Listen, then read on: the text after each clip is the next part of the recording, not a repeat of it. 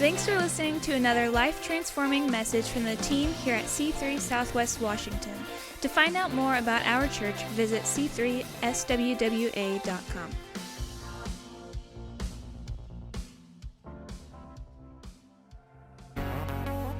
Well, church family, it's great to be able to be together. It's Labor Day weekend. It's special, and it's also special because we're both wearing twinsies. We're wearing camouflage, and Rowena did not like that idea, but I thought it would be cool. People will love it. We're matching, so that's pretty exciting. I don't know. Well, it's also exciting because as a local church and as a church family globally, we are celebrating 40 years of C3. Many of you know when we first launched, we were an independent church, but we didn't want to be independent. We wanted to be a part of something bigger than us, and so we went on the hunt, and about 5 years ago, we discovered Pastor Phil and Chris Pringle, the C3 Global family. And man, my world was rocked from day one, and so many great things have happened. We've taken so many people to conferences as we've made that decision to join the C3 family. What's maybe one of the top things that stood out to you, Rowena, as you've discovered the C3 Global family? Well, one of the things that stood out to me automatically was the fact that it's a husband and wife team. You come as a pair. It's not just the husband, but together they are serving, they are a unit, they are effective for building God's kingdom. And that's something I had never seen before. And so it was just refreshing, it was exciting. And also with that pairing, just that emphasis with the women. Women that are confident and faith-filled and just strong, and know that they have a purpose and that God has His hand on their life with a gift, and just being able to operate in that setting. The first time we went to a conference, I could just remember just that feeling of refreshing, because life that was being spoken and faith that was being encouraged, and it was just like water that I was drinking up, and that will always remain in my mind and my heart, and just looking forward to the future, being able to have more of that for us, for you. And those are the things that stand out in my mind. Yeah, I love the atmosphere of faith. I love the emphasis on the word, the miraculous without being weird. Yes. What I also love about it is that it's a type of thing that our kids are excited to go to, our grandkids are excited to go to. And when we discovered those aspects of C3 Global, we knew we were in. And so in 2019, we joined. We've taken many, many people to conferences and special events, and the impact has been phenomenal. The relationships that we've built within C3 Global have been pretty profound. Now, we have a special video we want you to watch. It's part of the 40-year celebration. It's documenting a few of the churches that are part of that almost 600 churches that make up the C3 Global family. So kick back, enjoy a few stories, and be inspired. Do I say it individually? Like I'm Kelly and this is Lauren, or? No, just say who you are. I'll say who I am. My name's Kelly Talbot. And you? I'm your husband, Lauren. Remember me? and we're senior ministers in Calgary, as well as regional overseers for Canada. We were called to Calgary to plant a church for another denomination. In 1995. In 1995, and Yeah. so we just did what we thought to do. We didn't really have the support. And we really didn't know what we were doing. No. Do we now? No. I don't think so. But what happened in about 2003 or 2004, we started feeling like we wanted more. We wanted to do more. And that the Lord was calling us to multiply and grow. And boy, when we found C3, it was like just perfect fit and perfect time. It was 2004, and that the first invitation, shook hands. I said, we're in. And then it took us 2 years to transition our church after that. But that adoption process was smooth as silk. When we joined C3, it just felt like we were home. The people felt like they were our people. Right, in the Psalms when it says that he places the lonely in families, Yeah. I think that there's something that our heart was looking for in terms of finding our people. And I think currently there's a big obsession with finding your purpose, and I think that it'd be better to find your people and then you'll find your purpose. For us, that was the case. As in the life of Ruth, she found her people, said, I'm staying with my people, and she ended up finding her purpose in life. And I think for us, because our purpose seems to be connected with others relationally, and we would say, first of all, that C3 was, it was our people that we found that we could relate to the closest as anybody on earth. And we would say, we're finally home, because these are our people.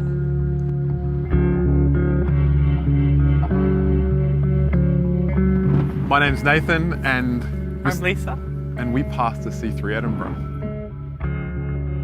We've got one of our cultural personality points at C3 Edinburgh is a spirit and a culture of community. And our heart, and we talk about it all the time, is that people should be coming into our church community and feeling immediately at home. From the very first moment on the street, all the way up the stairs and into the place of church. It's our heartbeat, isn't it? We know Richard Green at C3 Church in Ryde coined a phrase, and it sticks with me, that the thing that kills a church planter is isolation. And so we committed ourselves to not be those people. We wanted to be connected in with our C3 family. So even from our first 6 months in this city, those years ago, we strategically moved around and met up with C3 pastors and C3 family around. We had a wonderful connection with Pastor Steve and Lisby at C3 Amsterdam, and we love them dearly still.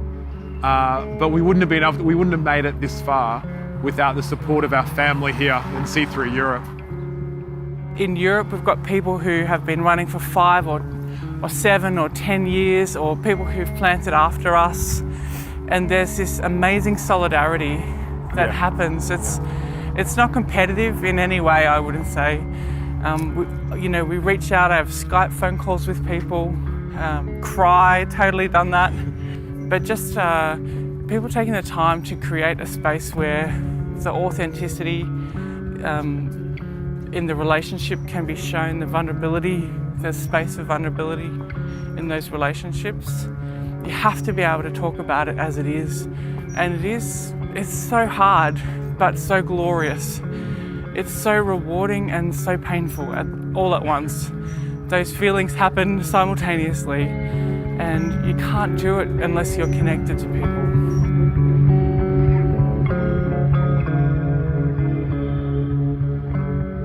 Bula, my name is Penny, And I'm Lisa. and we are from C3 Lautoka, Fiji. Let me just tell you, the first Sunday I came into church, coming in on that Sunday, I felt like I was just being dragged in. I really didn't want to come. But then as I entered, seeing the people smiling, they're welcoming us, and you could just tell the love was genuine. Sundays would go by, I started feeling this burden just lifting off me. I started fitting in. A friend of mine, she is a nurse by profession. She's part of the C3 Lautoka worship team. She came in and she invited me. God really ministered to me through that conference, the word that was given that day. And I got to know some pastors of the church. And something that attracted me to the C3 family was the genuine love that radiates from them, the genuine care that they showed me. That sort of captured my heart. And they started inviting me to the Connect groups, Bible studies that usually held every Thursday. From then on, my spiritual life sort of gained momentum. Before I came to the C3 family, I had actually been separated from my wife almost 1.5 years, 1.5 to 2 years. For us, I believe this was a start for the whole family. And they were new people. Usually we would get people favoring my side of the story or favoring his side of the story. But as we stepped into the church, it wasn't like that.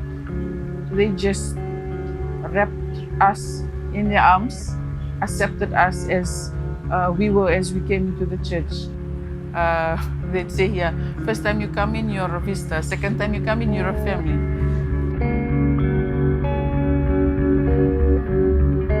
I'm John Pierce. I'm Danielle Pierce. And we're from C3 Church Powerhouse. Oh, the feeling of C3 is a big global family. And so some of our best friends are C3 pastors either in Australia or around the world. And then also, I guess what's modeled is that our team here aren't just workmates, but they're friends. So we're doing life together. Some of our team here have been 25 years with us, and we've been through all this roller coaster journey together. But that's really what C3 is about. It's about relational leadership. I guess the family aspect comes because we care about each other, and it's not just about the work role that we are comparing notes with, but we actually care about people's lives and their family and their marriage and their health. And every time we get together, every time we're on the phone, it's always about the person. You know, I can think of one of the great memories or stories of being part of C3 for us is when we first had Pastor Pringle come up here to our church. And Pastor Chris has helped us to dream and believe God. And we were in a weekend community facility believing to get into our very first rented facility. It was called the Green Building. So when she came and visited it. She came and prayed with us. She wore a green scarf. She wore a green scarf, and then she said that she would go away and wear that green scarf, and every time she wore it, she'd think of us and pray that we'd get that building. Well, it took us probably another 2 years, and she visited us another time. But what was awesome was that when she came back for the dedication of that building, God did a miracle. Pastor Phil dedicated it. She was there. She dedicated our little baby Gemma, who was also a miracle. And to me, that's that sense of where, although we're in different cities, we're with you, we're praying for you, we believe the best for you, and we celebrate with you. And we love Pastor Phil and Chris for really empowering us in our walk of faith. I think we've also learned to make our families a priority, so that we don't just sacrifice our families on the altar of ministry. We've really learnt to prioritize our marriage, to prioritize our kids, so that our kids grow up loving the house of God. And that's been something that's been modeled and taught and talked about a lot.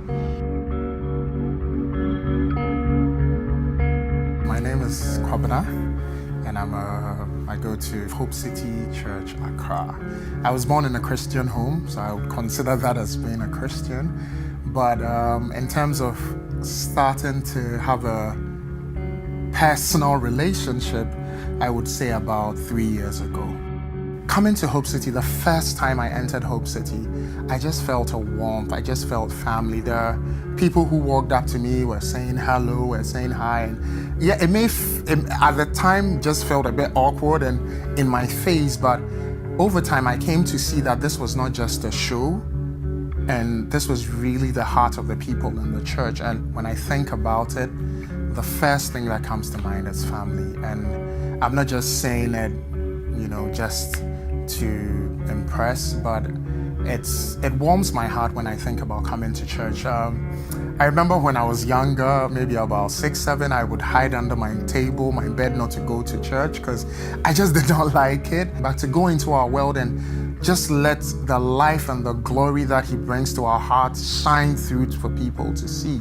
And I believe that a life that speaks about Jesus, a life that is telling people about Jesus, will do more than a podcast will.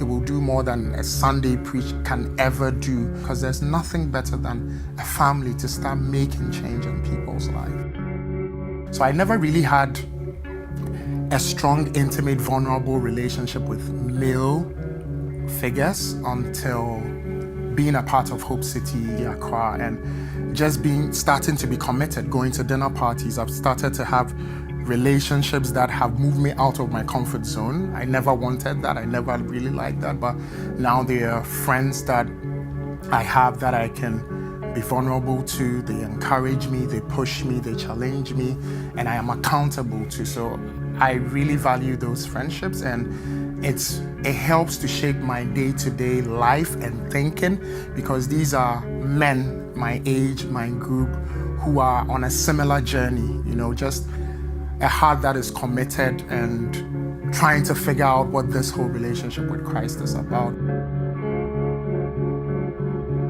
I'm Greg. Julie. French. And we've been a part of C3 family now. This is our 38th year. And I've loved the journey of just being a part of what C3 has represented with Pastor Phil and Pastor Chris. When people say, we're praying for you, they don't have to say, we're praying for you and giving you the detail of what the prayer is, but you feel the strength of the longevity of friendship, and you feel the power of that friendship purely because you know they are there for you. Theirs.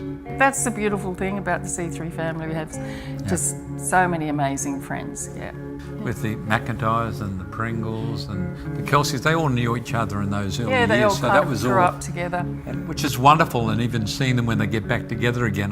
Nothing's changed, which is great. And having our own families and now seeing our grandchildren, just being a part of that journey of being a part of C3 in the house of God, is just probably one of the great joys of our life, knowing that our family are planted in the house of God.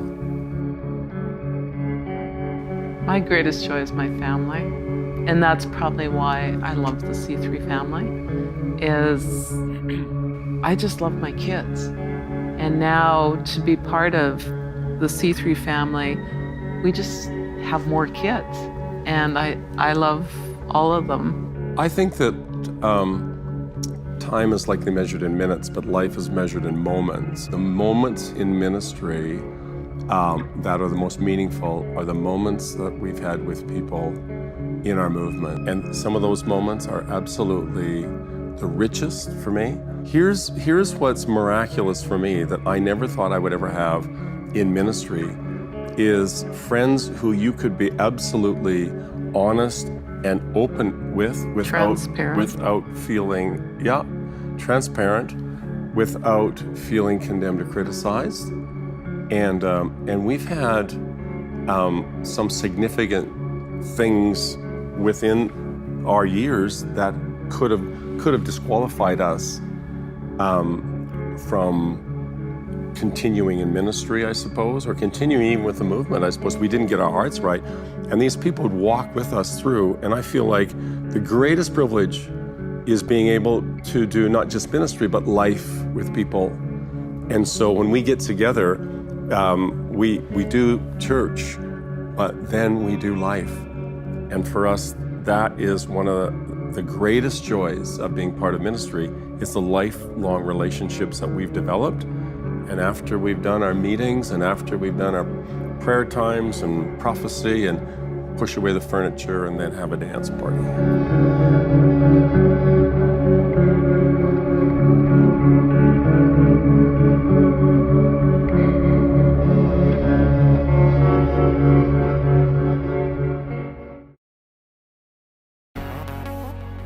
Those were some amazing stories, a lot like ours, only different parts of the world. And I just love to hear how people have become a part of God's family. I love being a part of our local church family and a bigger family, and there's nothing quite like it. But admittedly, during this COVID season, it's been incredibly difficult to be a church but not be able to gather. I'll never forget the end of March, we were supposed to have a conference with several different families coming in to minister in our whole church, and yet we got news that we couldn't gather. We scrambled, tried to put together a little mini conference, couldn't do that, and somehow we had to come up with services that Sunday online, and we pulled it off. We did it. I can remember the first time I had to do a video clip of presentation I was doing with the kids. I had no idea what I was doing. I was waiting around for someone to help me, but my family was busy getting things done, so I went to my bedroom, I locked myself in there, I set up, I watched what they were doing. I said, okay, I remember, and I set myself up, I shot the clip, and I said, okay, here you go, you can post this now for kids. And they were pretty impressed with the skills that I had gathered just by watching. But it was nowhere comfortable. It wasn't my first choice at all. But through it all, we've learned new things. We have gained experience. Well, think about all the different places we've shot. I've shot down in the woods, standing in a creek, in our bedroom, out on the back deck. You've shot at the hub, here in the house. It's been pretty remarkable, and we've had to learn all about streaming and capturing on camera, and we've had problems with buffering. Remember the first couple services? What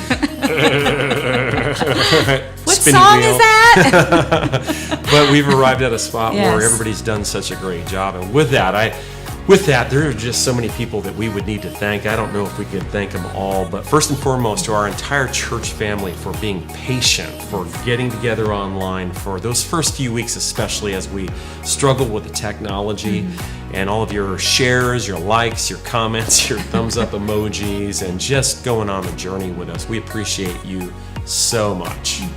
And a special thanks also to those that worked with doing C3 Kids online. You were diligent in your filming and presentation, and thank you for that. Thank you for our worship team. You been awesome. Just seem to have growth in that area, in your area of ministry there. And also just for production, all the filming, all the editing, everything that was needed to make this happen.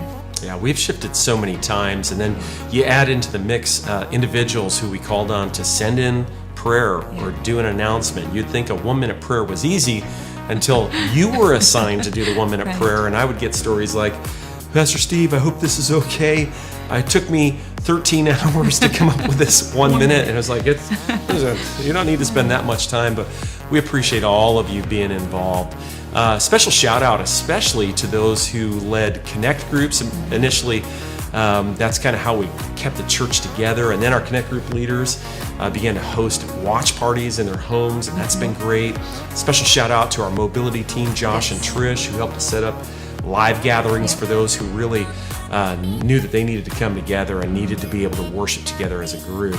That has been absolutely phenomenal. We appreciate everybody that's come together. Sound team, Glenn dialing in the sound to be able to make all of this work. Val in production, and Leslie in filming. Our screens team, Lisa, and all those who were involved there. So many of you did so many things to make this all possible. We love you. We appreciate you. And wow, thank you. Wow. Today we have the privilege. I laughed at myself. Sorry. Laughing at yourself. I'm pretty funny. I looked at myself and I was like, that's a good looking man. Today we get to hear a special message from Pastor Phil Pringle. He'll be sharing the #1 core value of C3 Church. Hey C3 family, such a pleasure to be talking to you online in your homes or connect groups or churches. If you've regathered, many of us have, some are still in lockdown. I'm so looking forward to getting back together in the flesh with you, but even this can be such a lot of fun. And definitely churches have found new ways to communicate both with their own congregations and with people who are yet to meet Jesus. So thanks all of you for being so on fire in this time, so positive, so filled with faith. And 3 times a year, we bring this message to the movement, and I'm so thrilled to be able to wait on God and discern from my point of view what I feel He's wanting to say to all of us right around the world. So it's a very helicopter view message. And I do have something that I feel is burdening me anyway from the heart of God, that He is calling us to another level of prayer. Right here at our own church, I've dialed up prayer for our board meetings, for our pastors, because I feel you don't even need to feel, it's quite obvious, there is a distinct change in the world. Some things are never going to be the same again. And to embrace any new era, any new season, I believe the basis for that is prayer. So let me say out of Ephesians 6 verse 10, finally, it's a final thought from an aging apostle. Finally, my brothers, be strong in the Lord and in the power of his might. Put on the whole armor of God that you may be able to stand against the wiles of the devil. So there's a lot of attack going on in a lot of people's lives in all sorts of areas. But then he says, praying always with all prayer and supplication in the Spirit, being watchful to this end with all perseverance and supplication for the saints. Praying always with all prayer. Praying always with all prayer. There's a lot of different kinds of prayer. I would like to think that my influence on people is that they develop a life of prayer, because I know that one thing in their life will sustain them. If you keep yourself in the love of God, God will keep himself keeping you. Jude says that. Keep yourselves in the love of God, and God will keep you from falling. He makes that promise. So if I keep myself in him, even if I stumble a little every now and then, make some mistakes, make some foolish decisions, I'm not going to completely fall, because I've kept myself in him. He will keep you from falling. And if you abide in him, you're going to bear fruit. It's not about just trying to get this strategy or 10 steps to church growth or what's the latest thing that I could do. If you're in prayer, growth is a natural outcome of abiding in Jesus. Form the habit of prayer, and the habit will start to form you. You form a habit, the habit forms you. No doubt about it. Prayer is the lifeline of the Christian. It is the breathing apparatus of the Christian spirit. Like in scuba diving, when that big helmet guy with his metal suit on goes down the bottom of the ocean, you see him walking around, he's got a tube going up to the surface, and he's breathing oxygen through that tube. That's what prayer is. We're down here on earth, surrounded by a lot of dark atmospheres and all other kinds of things, and we're going to get overwhelmed by it if we don't breathe. If we don't breathe heaven's air. And so as you hook up with God in prayer, fresh air is going to come into your life. Heaven's life will become the fuel that is in your spirit. Paul tells us to pray without ceasing. That doesn't mean that you're saying out loud prayers all day long, but you're looking to God just in the day. Before I do this, I'm looking to God. While I'm doing this, I kind of got one eye on God. And at the end of it, I'll say, thank you, Lord. If you're just looking up, it changes your perspective on everything. And you get guidance because you're opening to the Lord. You're in prayer. And then you can pray about things. When people say, oh, I got this problem, don't just send them off to a counselor or a lawyer or someone. Say, let me pray for you. Believe in the power of prayer and pray the prayer of faith. As we minister to people with prayer, and I have never found anybody refusing prayer. On a plane, if somebody says, I got problems with my kids, just say, let me pray for you. And they'll say, oh, that'd be great sometime. I say, well, let's do it now. And I just put my hand on them and I pray, and things happen. They're going to find the peace of God come on them. They feel the presence of God. And so prayer is our lifeline, and it's other people's lifeline. So when we keep ourselves in the state of prayer, we're going to find that we form a habit. But let me say it again. You've got to intentionally pray. It doesn't come naturally like breathing. It actually takes intentionality. And in a world of distraction, it's so easy to not pray. Jesus says, get alone and pray. And you're going to find that you will actually be able to exchange your despair, your anxieties, your burdens for his strength in that place of prayer. Okay, so let me take you through some different kinds of prayer. When it says all prayer, these are the different kinds. Number one, requests to God. This is the one that most people are fully aware of. God, could you do this? God, I need that. God. But in Philippians 4:6, this will defeat anxiety. This is good emotional health. This is good mental health practices. Be anxious for nothing, but in everything, by prayer and supplication, with thanksgiving, let your requests be made known to God. Simple. Just go to prayer and say, God, this is my request. I make it known to you with thanksgiving. Why am I giving thanks? Because I've received the answer right then when I prayed. In everything, he says there. Be anxious for nothing, but have faith in everything. Every situation, give it to God in prayer. Learn how to be an overcomer in prayer, and you're going to find yourself living in victory. Number 2, the prayer of faith. It says in James 5 verse 15, the prayer of faith will save the sick, and the Lord will raise him up. And if he's committed sins, he'll be forgiven. How amazing is that? The prayer of faith. Pray, don't just pray a worried prayer. Oh God, or a demanding prayer. God, you got to do this. Or a threatening prayer. If you don't answer me, what are you going to do to God? I mean, pray the prayer of faith. I believe, God, that your word is true. It will come to pass in this circumstance in the name of Jesus. Not even a hopeful prayer where, I hope this happens, God. A prayer of faith is definitive. It is decisive. It is powerful. And the prayer of faith saves the sick. 3, warfare prayer. Matthew 12:29. How can one enter a strong man's house and plunder his goods unless he first binds the strong man? Bind the devil over your city. Bind the devil off your church. Bind the devil off your people. Cast out unclean spirits, backsliding demons, seductive spirits, all these things that are trying to take people away, spirits of division, spirits of disunity, anything that's trying to come against you. Bind the devil. He loves to try and camouflage himself and say, it's not me, it's not me. And we go, oh, we got to talk and work this out and have fights with others, people. Oh, pray against the devil. Resist the devil, he will flee from you. That's a prayer life. And this whole passage is surrounded by warfare. And we are involved in a war. You've got to go to war in prayer.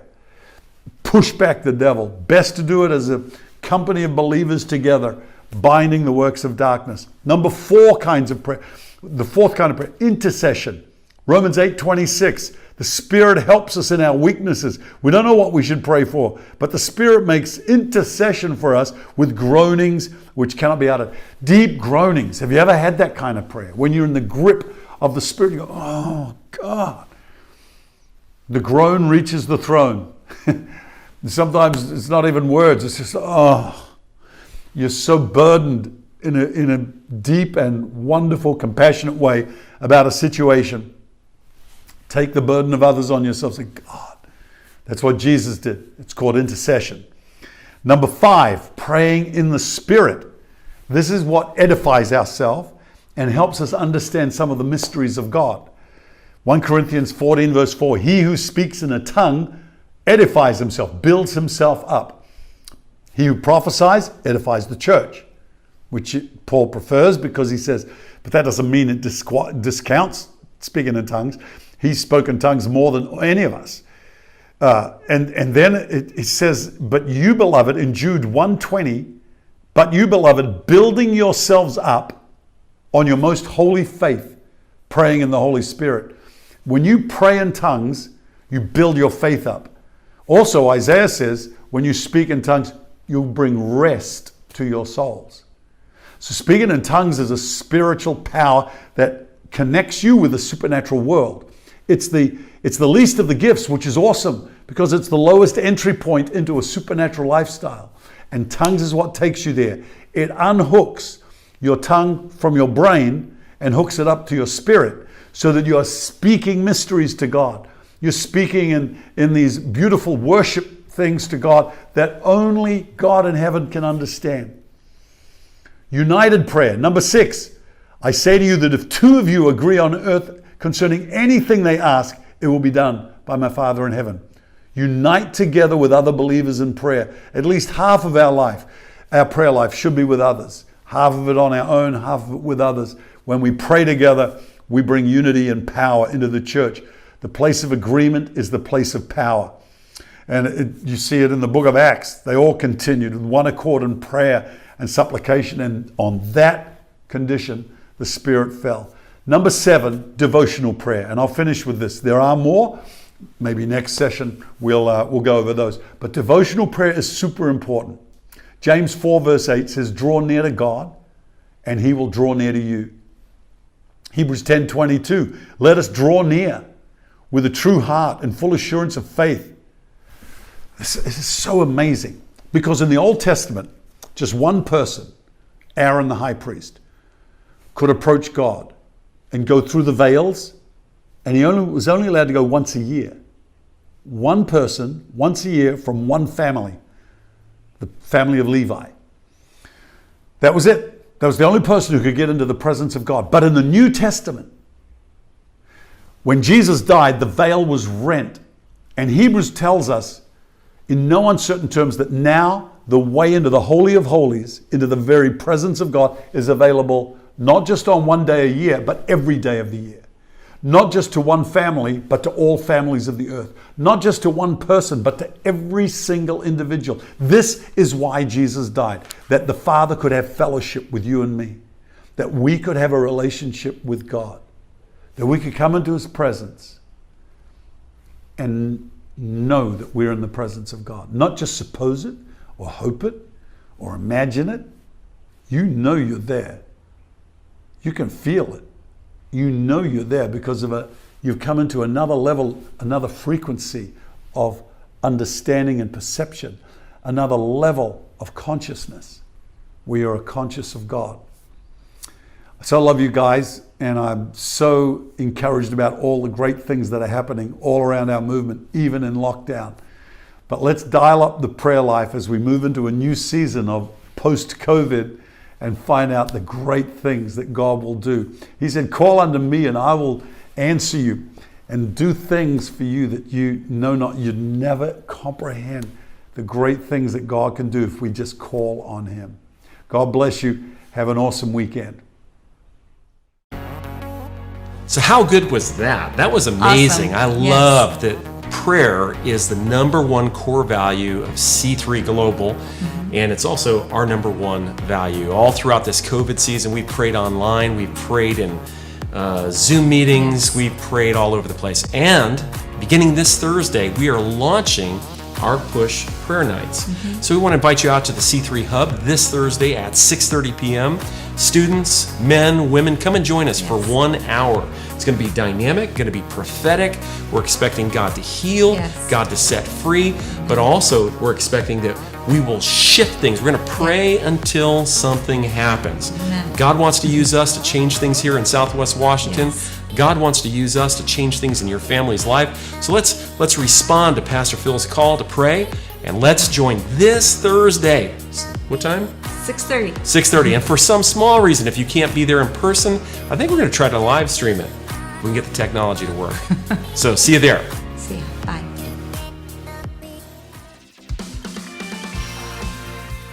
Thanks for listening. To find out more about our pastors, leaders, and what we do at C3 Church, visit our website at c3swwa.com.